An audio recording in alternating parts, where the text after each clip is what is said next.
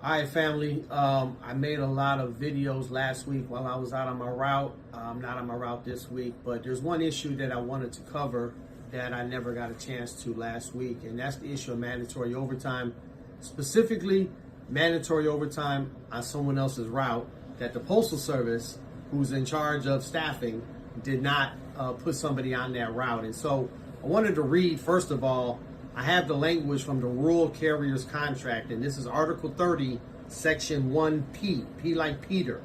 It says, other route assignments. A regular rural carrier shall not be required to serve all or part of any rural route other than his or her assigned route, except for as provided in ELM Section 546, which is if someone has an injury and it's a limited duty assignment. So that language is real clear. We don't have that language in our contract as city letter carriers.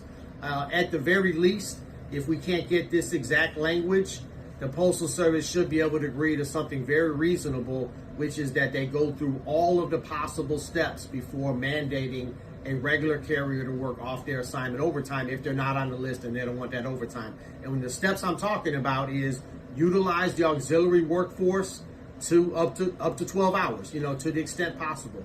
They don't have to do that right now. Request volunteers. They don't have to do that right now.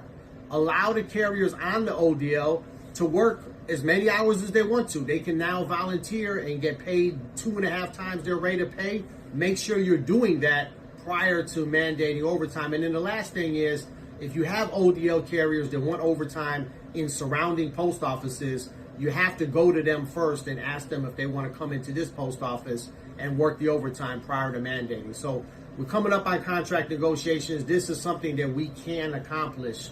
We just got to get there. And our people that want to work 8 hours and have a work-life balance, they should be able to do so. It should not be a condition of employment that you're tethered to the Postal Service if you're a full-time regular letter carrier with the United States Postal Service.